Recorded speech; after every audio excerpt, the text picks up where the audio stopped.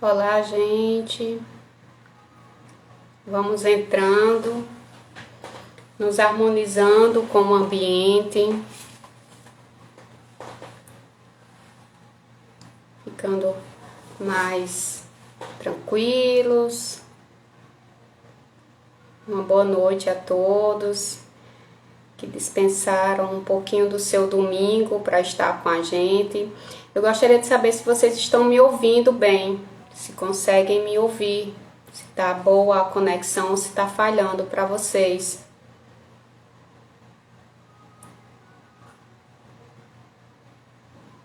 Por favor, me deem aqui um retorno no chat, se vocês conseguem me ouvir bem.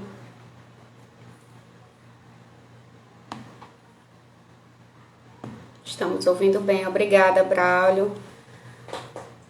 Vamos aguardar só mais um minutinho, tá? Enquanto mais pessoas vão entrando. Enquanto isso, vamos nos tranquilizando o coração, tranquilizando a mente, a alma. Muito bem, obrigada, gente. Para que nós possamos, né, estar em sintonia com os bons espíritos, para que eles nos oriente, nos guie nessa conversa que nós vamos ter agora à noite sobre essa flor do pântano que se apresenta para a doutrina espírita como Maria de Magdala, né? Então, acho que podemos iniciar já, né? Antes de mais nada, eu gostaria de iniciar a fala com três curtas mensagens, 3 linhas, na verdade, desse livrozinho aqui, tá? O Companheiro, Reflexões para a Vida. É escrito por Chico Xavier, né? Ditado pelo Espírito Emmanuel. E ele diz assim: pense que se não houvesse nascido para melhorar o ambiente em que vives, estarias, de certo, em planos superiores. Com a lamentação, é possível deprimir os que mais nos ajudam. Se pretendes auxiliar alguém, começa mostrando alegria. Então é com esses ensinamentos já muito importantes, né, e muito esperançosos que nós começamos a nossa fala de hoje, né? Eu acho que falar de Maria de Magdala é sobretudo falar de esperança. Em uma sociedade tão doente, tão oprimida, tão desigual, desde a época de Jesus, desde antes de Jesus e que perdura mesmo com a vinda de Jesus. Então falar de Maria de Magdala é sobretudo falar de esperança. E as frases, né, escolhidas aqui, ditadas por Emmanuel, fala disso, né, de que quando nós nos deparamos, boa noite, quando nós nos deparamos com dificuldades, né, antes da gente lamentar o que pode causar, né, tristeza no outro que está do meu lado, que eu consiga ver o lado positivo disso, que eu consiga inclusive agradecer aos céus, porque aquilo é também uma oportunidade. Então vamos sem mais delongas, né, iniciar a nossa fala aqui. Eu gostaria de dizer que é uma grata satisfação mais uma vez estar com vocês aqui no 5º domingo do mês. Geralmente eu só apareço aí nos meses que tem 5 domingos, né? Completando a missão e as falas das nossas amigas Alcídia, Lili, né? Soraya, professora Larissa. E aí aos 5º domingos a gente vem aqui ajudar nessa missão. Oi, Vilene, boa noite. Então vamos lá, né? Então, a Maria de Magdala, primeiro de tudo, né, é uma grande mulher que as religiões ocidentais, nomeadamente cristãs, né, em especial a doutrina espírita, herda com um sentimento de referência, de referência, né? De referência de uma flor que emana do pântano. Esse é o nosso grande tema de hoje, né? É Maria de Magdala, ou Maria Madalena, como comumente muitos, né, costumam ou se acostumaram ao longo da vida a chamar. A flor, né, que se fez no meio de um pântano. Quando a gente pensa, né, ou vê, ou lê, ou escuta a palavra flor, a nossa imaginação, o nosso imaginário rapidamente consegue associar isso a algo de muita beleza, algo, no entanto, muito delicado também. E impressionante como nós vemos a história, depois que a gente conhece a história de Maria Madalena, o quanto que ela tinha de beleza e de delicada e de frágil também. Enquanto mulher de uma sociedade extremamente organizada, estruturada num patriarcado em que o homem, né, era a referência, o homem, o ser masculino era a referência do poder, e todas as estruturas de poder se organizavam em detrimento ao desejo deles, e a mulher, portanto, muito subjugada e existindo em função desse homem. Então, a Maria de Madalena, ela era sobretudo essa flor muito bela, mas muito frágil também pela própria estrutura da organização social em que ela viveu naquele tempo. E quando a gente fala em pântano, né? O pântano é o patriarcado que se segue até hoje também, oprimindo, diminuindo, né? Naquela época, uma sociedade que apedrejava as mulheres, né?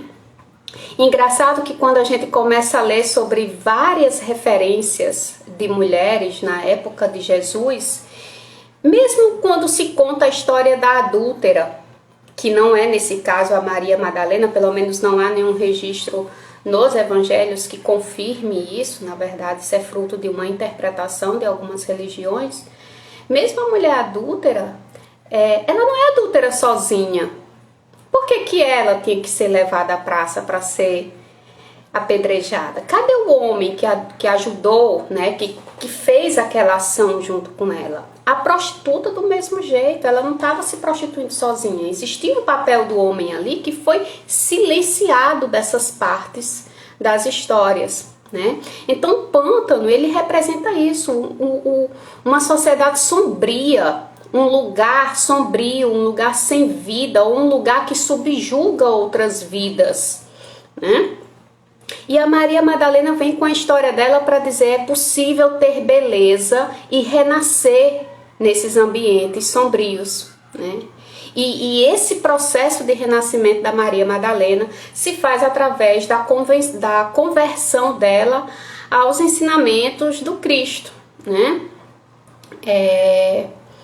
Então é a partir dessa construção do imaginário que o espírito de Amélia Rodrigues, através de uma psicografia de Divaldo Pereira Franco, chamado Primícias do Reino. Gostaria aqui publicamente de agradecer a indicação das amigas Alcídia Batista e Divilene pelos livros que elas me indicaram, que contam, né, um pouco, a gente vai começando a ler de um lado, a ler do outro, conta um pouco, né, de quem é essa Maria Madalena sob a perspectiva espírita.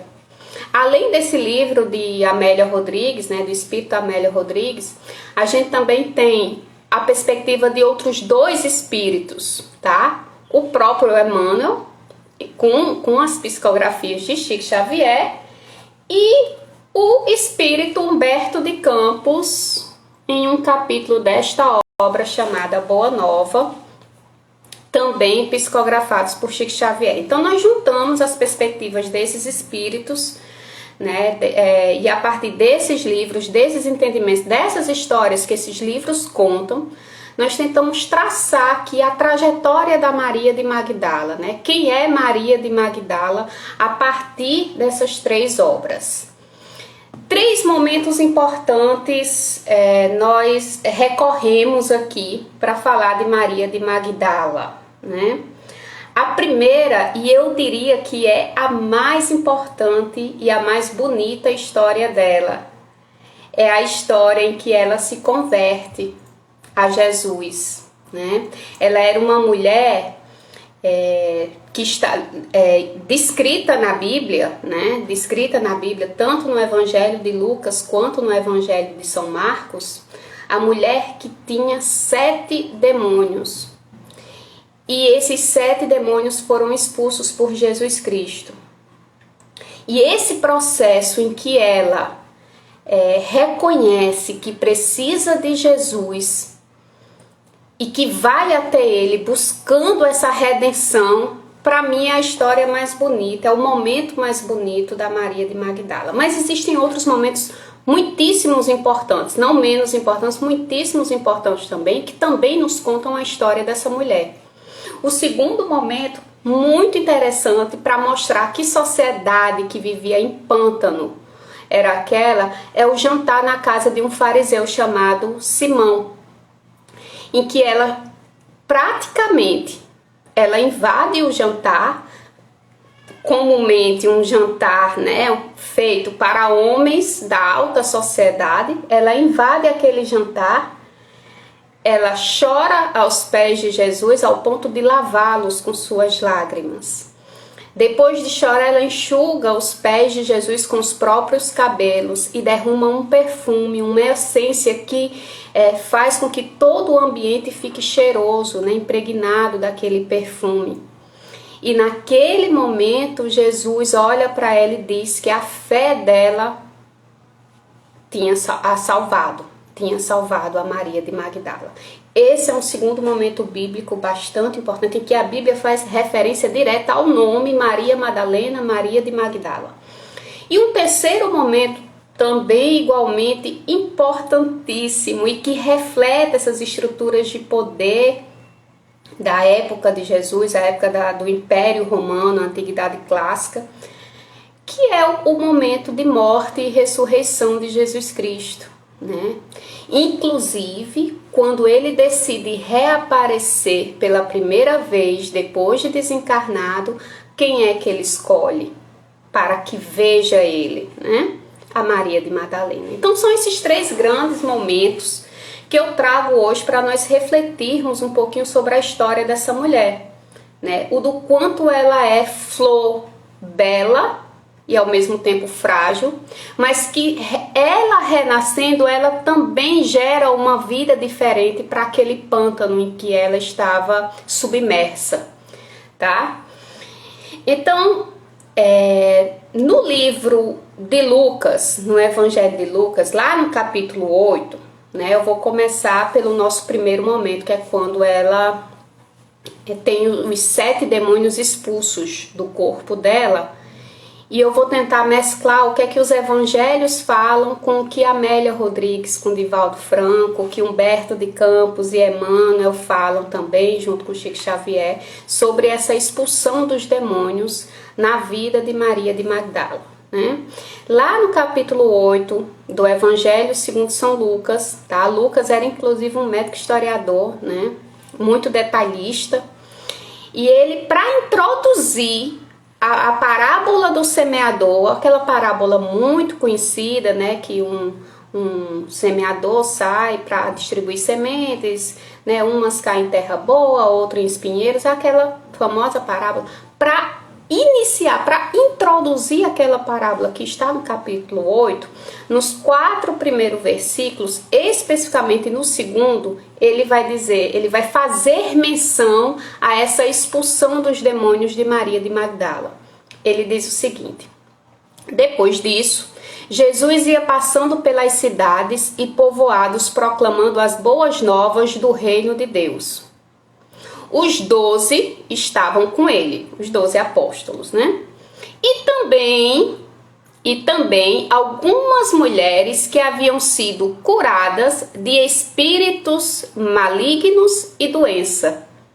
Maria, chamada Madalena, de quem haviam saído 7 demônios, Joana, mulher de Cusa, administrador da casa de Herodes, Susana e muitas outras. Essas mulheres, isso é importante também que a gente entenda, né? E consiga coordenar para entender a história de Maria de Madalena. Essas outras mulheres ajudavam a sustentá-los com os seus bens, reunindo-se uma grande multidão e vindo a Jesus gente de várias cidades.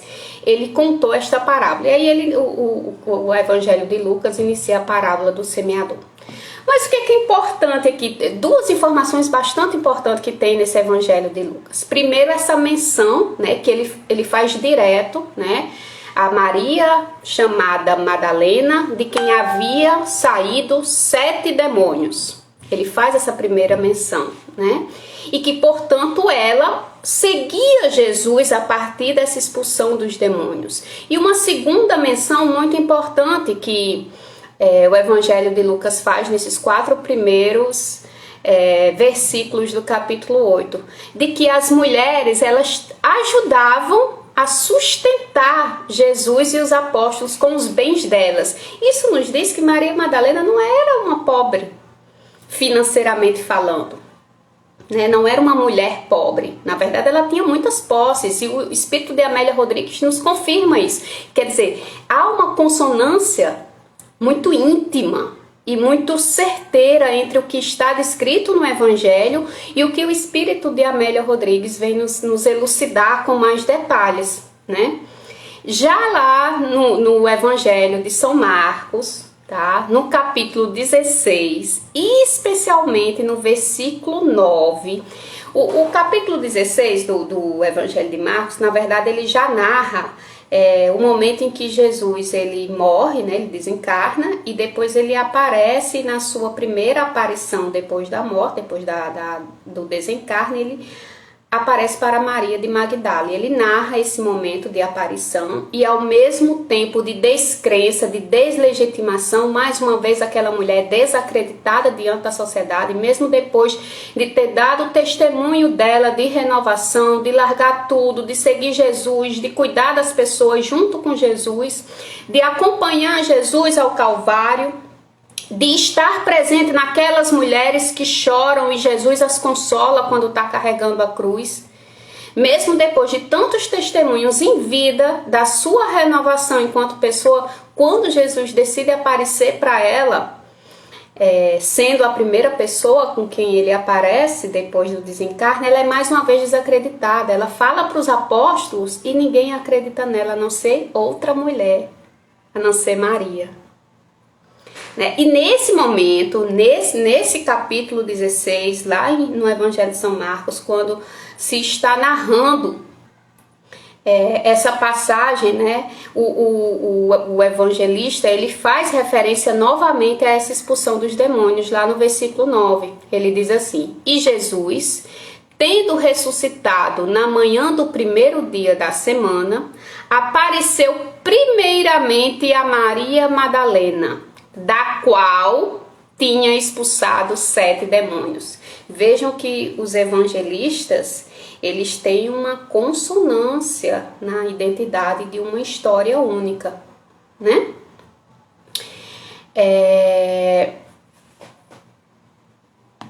E aí, né, a gente começa, depois que parte desses pressupostos, que Maria Madalena era uma mulher de posses, porque depois de sua conversão seguiu Jesus e ajudava a sustentar os 12 apóstolos de Jesus e o próprio Jesus, a caravana, as missões, né? Que Maria Madalena tinha posse, 2, que ela foi a mulher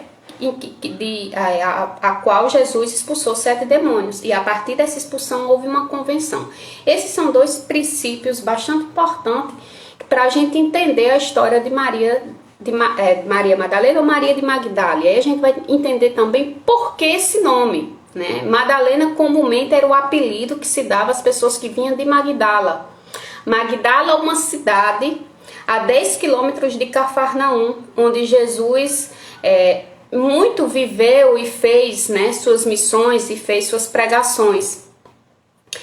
Então, Magdala era um centro urbano bastante agitado, muito rico em comércio, muito rico em indústrias, tinha uma espécie de lã que só se encontrava lá, e isso acabava fazendo com que, junto com o comércio, viesse também muitos comerciantes, muitas pessoas estrangeiras dali, que procuravam, obviamente, as benécias de bons negócios, mas também procuravam os prazeres, né, fáceis, os prazeres mundanos, vamos dizer assim. Era uma cidade muito próxima do mar, nas palavras muito requintadas, na linguagem muito requintada da Amélia Rodrigues, quando psicografa através de Divaldo, para dizer que a cidade era próxima ao mar, ele diz assim: reclinada sobre as bordas do mar. Acho muito poética a forma como Divaldo escreve.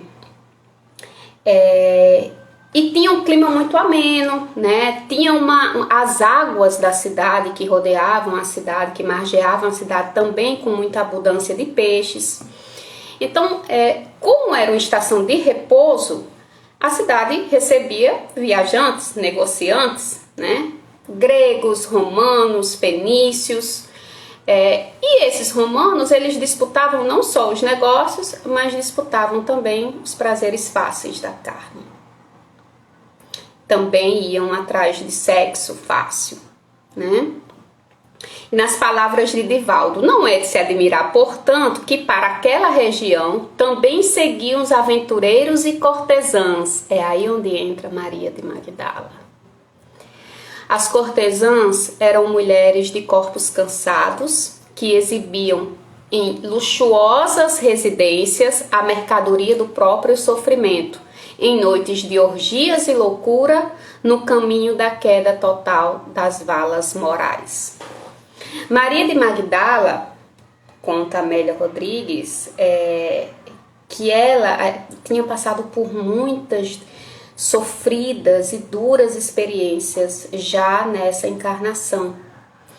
E que, portanto, né, de alguma forma conseguiu, através desses prazeres do próprio sofrimento, a exploração do próprio corpo, noites de orgias, né, a exploração de todos esses prazeres materiais, vamos dizer assim, ela acaba, eu não vou dizer vitimada, porque eu não acho que existam sempre vítimas assim, mas ela acaba sendo consequência colhendo as consequências das próprias escolhas, e nesse sentido ela também cai nesse sofrimento, né? Ela também é considerada uma cortesã da época, mas conseguiu um palacete luxuoso, com imensos jardins, pomares, né? Árvores muito poderosas no sentido da madeira, né? De ter madeiras caras, de oferecer uma série de condições materiais luxuosas para a vida de Maria Madalena, tá? Então, de perfumes muito caros, a essências raras, a tapetes, né, que pouquíssimas pessoas tinham. Ela era muito jovem, muito sedutora, e assolada por esses tormentos dos espíritos, né, ela caía num sofrimento sem tamanho. Então ela tinha momentos de lucidez, e ao mesmo tempo, né, quando tinha esses momentos de lucidez, que ela conseguia rir, que ela conseguia ter a noção de quem era a pessoa dela, esses momentos de lucidez vinham juntos com uma imensa tristeza. Ela acreditava num amor maior, num amor sublime, mas não acreditava que aquilo fosse para ela. Não acreditava que aquilo fosse para ela. Ela sabia, ela ouvia vozes, né? Essas vozes xingavam ela, achincalhavam a vida dela, desrespeitavam a vida que ela tinha. E aquilo tudo fazia com que ela carregasse com ela mesma um sofrimento, uma vergonha. Noites longas de solidão, mesmo estando acompanhada. Quem aqui nunca se sentiu sozinho quando está, mesmo tendo pessoas do seu lado, né? Então, mesmo diante de festas, né, de orgias, do prazer ali momentâneo, ela se sentia sozinha, ela se sentia sem amor. E ela sabia que queria esse amor que desse uma paz, que desse tranquilidade para ela, né? Ela desejava um amor que talvez ela nem conseguisse materializar nessa vida, mas ela sabia que ela queria algo diferente daquilo, porque aquilo a deixava extremamente infeliz. Então ela oscilava entre os momentos de lucidez, em que ela ficava extremamente infeliz, e os momentos de profunda obsessão, tá? E aí, numa noite em que uma serva de bastante confiança dela, e ela permitiu, né? Ela tinha um coração generoso também. Isso é importante se dizer, né? Quando ela fechava as portas para os aventureiros, para os homens que queriam os prazeres do sexo, ela abria as portas para os desabrigados, para as pessoas que tinham fome, para as pessoas que estavam em condição de rua e precisavam de guarita para dormir. Então, quando ela se viu em uma noite muito atormentada por esses espíritos, uma serva que tinha a confiança, a abertura para conversar com ela, disse: Senhora, há um libertador na região. Não é qualquer libertador, né? É bonito como Divaldo descreve a história, né, de como as pessoas viam Jesus naquela época, depois dos rumores começarem a se espalhar sobre ele. E a serva, ela descrevia Jesus assim: esse homem, a dor foge ao contato das suas mãos. A dor, ela foge, ela se escapa, ela acaba quando Jesus coloca as mãos nela. E a luz dilata a pupila mortal. Uma alegria espiritual invade aqueles que convivem com ele. E uma esperança estranha, é disso que nós queremos falar hoje, de esperança. Boa noite, Centro Espírita, Nova Vida de Apodi. E uma esperança estranha e doce empolga os corações que ele se encontra. A serva descreve Jesus dessa forma para Maria Madalena ou Maria de Magdala. E ela diz: o rabi, que todos estão falando, mas ele não vai querer me receber. Os rabis são homens que detestam mulheres como eu. E a serva diz: mas o rabi ama as pessoas sofredoras. Ele se encontra com todos, ele não nega o encontro com ninguém. Ele ensina que as impurezas da vida muitas vezes são ocultas e ninguém vê, mas todas as pessoas são dignas de compreensão e de ajuda. É muito bonito esse diálogo que a Maria Madalena tem com a serva dela. E a serva insiste ao ponto de ela ir vê-lo. Por quê? Porque ele estava em Cafarnaum, ia pernoitar por aqueles dias em Cafarnaum. Cafarnaum só a 10 quilômetros de onde elas estavam, de Magdala. Bastava um barco e rapidamente elas estariam lá. E Maria de Magdala foi. E o encontro, né, descrito aqui na psicografia de Divaldo, é um encontro muito rápido. No entanto, um encontro transformador, revolucionário, né? Eu acredito que a palavra de revolução vem dessa transformação pelo amor. E é isso que acontece com Maria Madalena. E dizem que quando o encontro é rápido, mas tão transformador, que quando ela já volta outra pessoa. Ela tem aquele encontro com Jesus, com os poucos segundos que ela se encontrou com Jesus, ela retornou de uma forma que ela jamais seria a mesma. E disposta a abrir mão de todas as riquezas, de todos os bens materiais, do palácio que ela morava. Ela ficou com pouquíssimos bens, na psicografia diz, os estritamente necessários para seguir Jesus e ajudar na missão de Jesus. Mas o resto ela doou tudo. Ela doou tudo. E é claro que a cidade, o pântano do patriarcado, mais uma vez deslegitima, desacredita aquela mulher que estava em renovação. Com isso, eu gostaria de abrir um parêntese aqui e trazer um pouquinho de poesia para vocês. Na verdade, é a letra de uma música do Chico Buarque, que conta uma história muito parecida com a história de Maria de Madalena, de tantas Marias e de tantas mulheres, né? Só que agora numa sociedade mais contemporânea, mesmo 2000 anos depois, essas sociedades continuam desacreditando, humilhando, oprimindo, jogando pedra nas mulheres, sem sequer responsabilizar ou citar os homens nas mesmas ações pelas quais acusam essas mulheres de pecado. O nome da música é Geni e o Zeppelin, tá? E eu vou ler aqui para vocês, eu vou pedir um pouco a licença e a paciência de vocês para que vocês percebam, né, o que essa história tem para nos falar. Diz assim: de tudo que é nego torto, do mangue, do cais do porto, ela já foi namorada.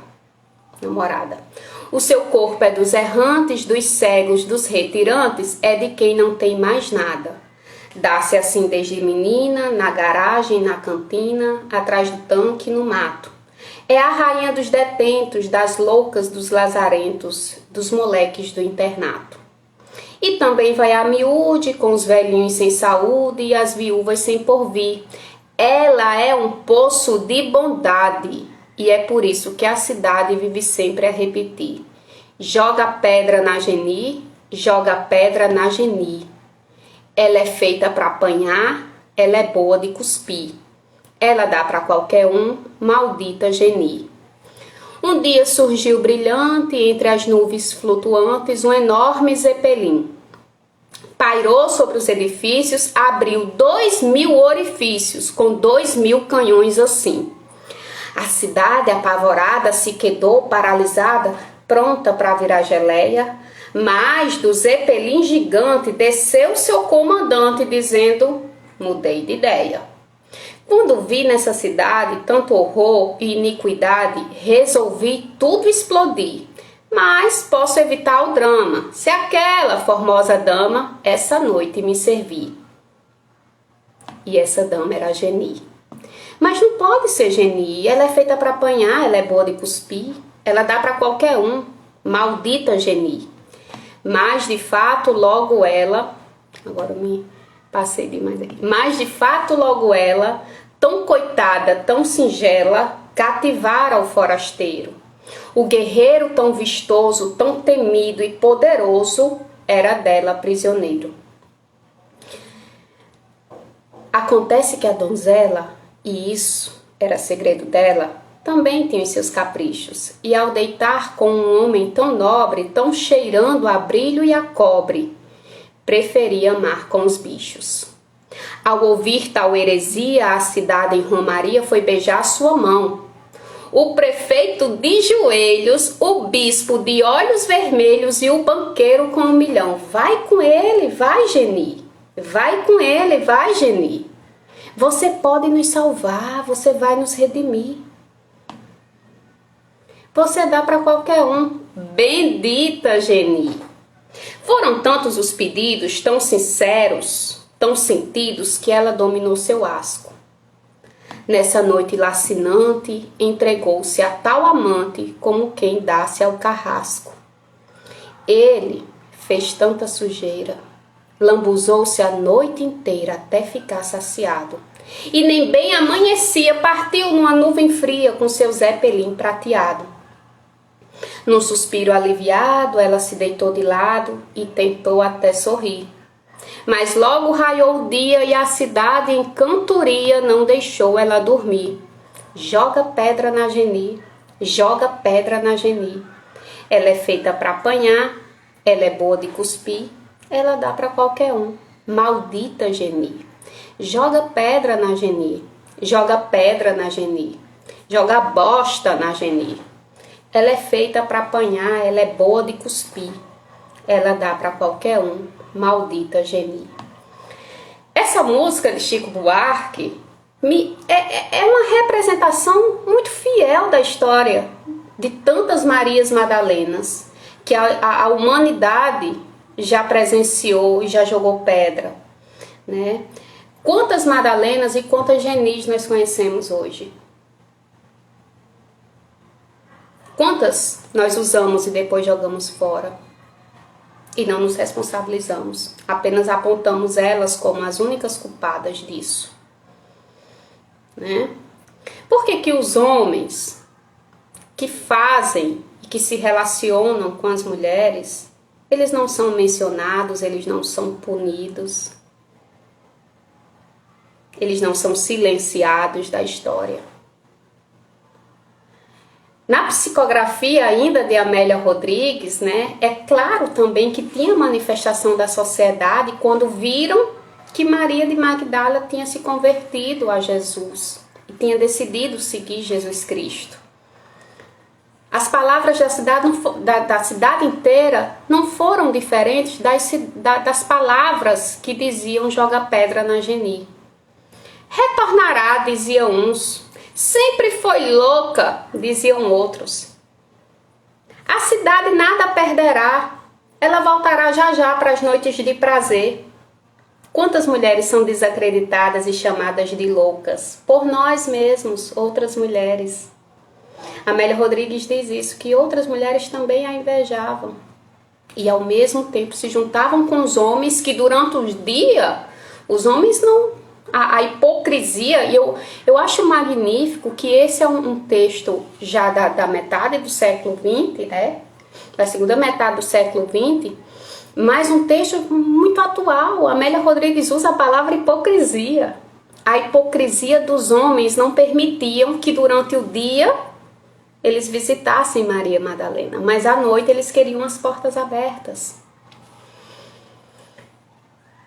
Seguindo alguns dias depois disso tudo, né, depois dela ter se convertido aos ensinamentos de Jesus, né, e ainda no processo de doação do que ela tinha para as pessoas mais precisadas, existia um fariseu chamado Simão. E ele tinha uns gostos muito estranhos, muito exóticos, de dar jantares, oferecer jantares para as pessoas da alta sociedade.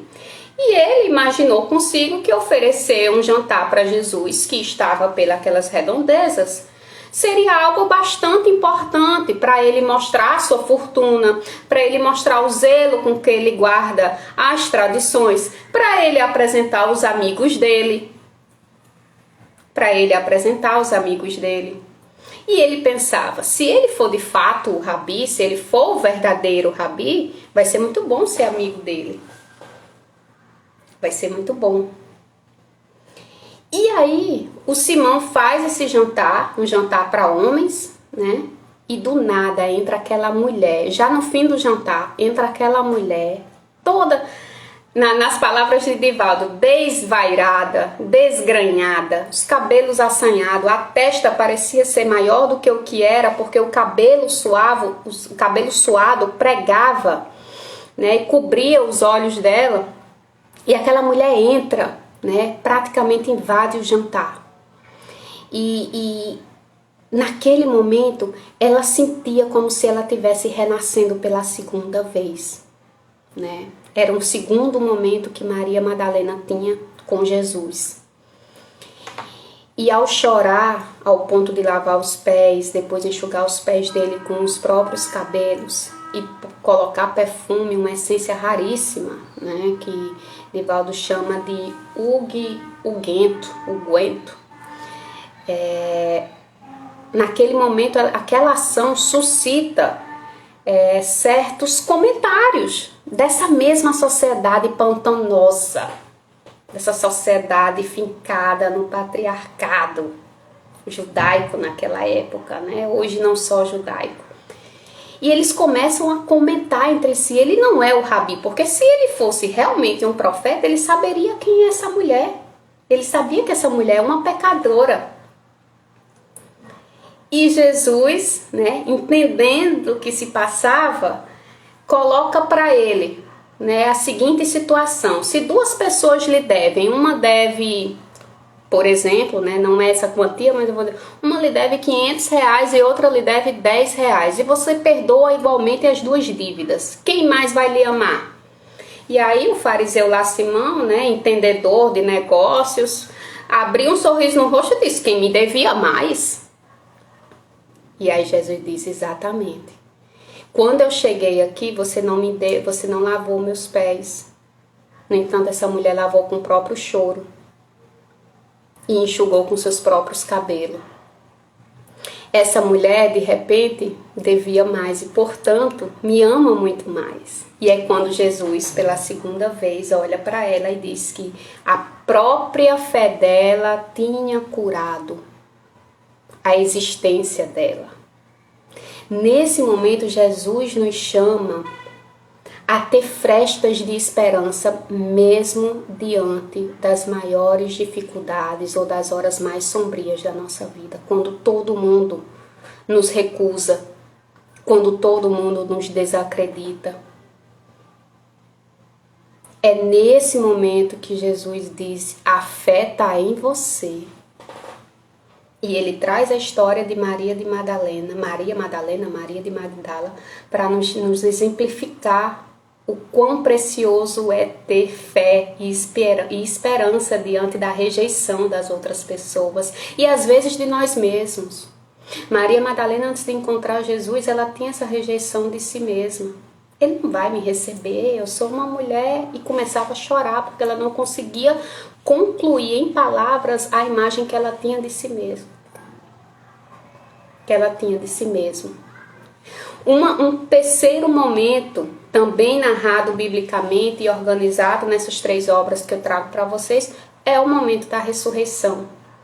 É o momento em que Jesus, né, como o grande missionário do planeta Terra, ele desencarna, ele promete que voltará a aparecer aos seus discípulos, e ao aparecer, a primeira pessoa que ele escolhe para fazer isso é ninguém mais, ninguém menos que Maria de Magdala, a convertida de Magdala, a flor que brotou vida num pântano, porque ela, quando se converteu, ela converteu-se também num espaço de acolhimento de outras pessoas, e a gente chega já lá nessa história, na última parte dessa história.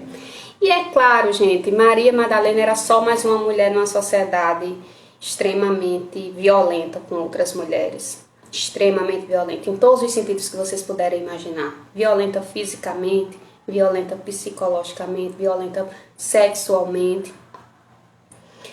E quando Jesus decide aparecer para Maria Madalena, os próprios apóstolos, espíritos que hoje são considerados santos, né? Espíritos que hoje são considerados superiores, eles deslegitimam mais uma vez o discurso dessa mulher e diz: não, o Rabi vai aparecer para você? Que história é essa? Por que ele não apareceu para a própria mãe? Por que ele não apareceu para João, que ele chamava de filho querido, ou para Pedro, a quem ele entregou, né, o fundamento do cristianismo? Ele vai aparecer para você? E ela insiste, e ela diz que sim, que ela viu, né? E é um encontro muito emocionante, inclusive, tá? Se vocês tiverem a oportunidade de ler essas obras, leiam, porque eu já estou com o tempo, né, bastante adiantado.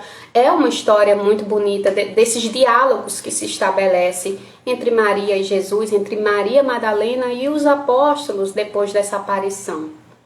E quem acredita nela e diz: eu acredito em você, não é outro homem, é outra mulher, Maria, mãe de Jesus, né? Ainda assim, depois, né, Jesus volta a aparecer para os apóstolos, enfim. Ainda assim, isso não é suficiente para os apóstolos quererem Maria Madalena ao lado deles.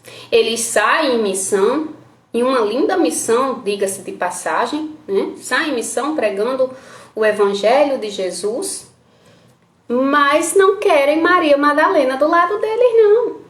Exatamente aí, mesmo ela convertida, mas o passado dela não deixava com que aqueles homens a quisessem do lado dela. Então ela se viu deixada para trás pelo grupo que ela ajudou a sustentar. Quem de nós não já se sentiu passado para trás? Quem nunca sentiu o gosto da ingratidão? o gosto da rejeição. Maria Madalena, ela vive em todos nós.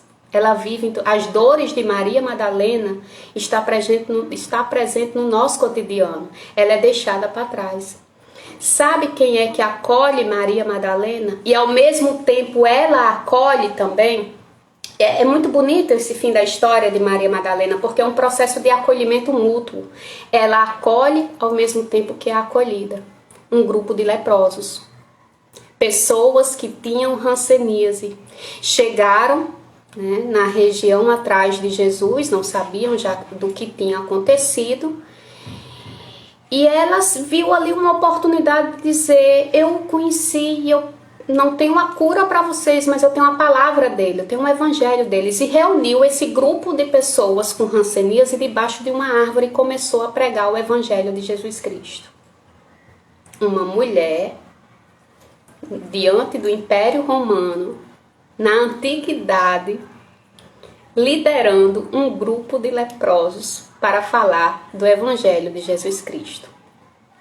E eles caminharam, né, e ela foi cuidar dessas pessoas com hanseníase, né, a época chamada de lepra. E ela dedicou a vida dela a cuidar de pessoas com a lepra, com a hanseníase. Num vale afastado das cidades, e quando ela menos imagina, com o passar dos anos, mas não muitos anos assim, que ela olha o próprio corpo, ela começa a ver as manchas da doença que ela estava curando nas outras pessoas. E ao entender que aquelas chagas não eram maiores do que as chagas que tinham atormentado ela no passado, antes de conhecer Jesus Cristo, ela ficou em paz diante da doença.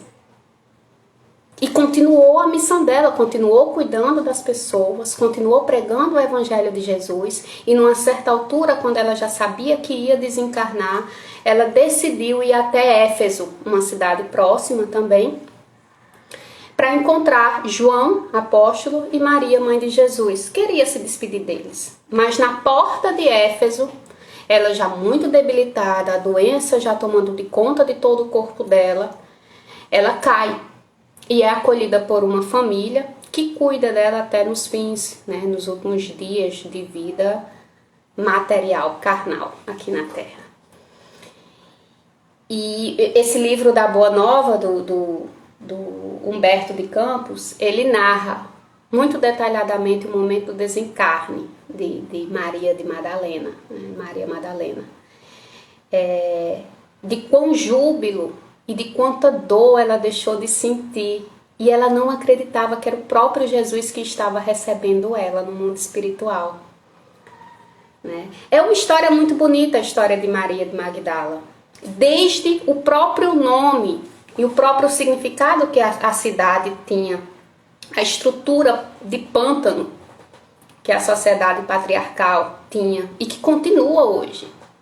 E é muito bonito a gente ver o quanto ainda nos falta, como humanos, como humanidade em regeneração, entender o processo de acolhimento da dor do outro numa perspectiva de igualdade. A gente pode pensar, mas e a codificação? Diz alguma coisa? E aí, a codificação, né? Os textos bases da doutrina espírita. Eles falam de igualdade entre homens e mulheres. Em Gênesis,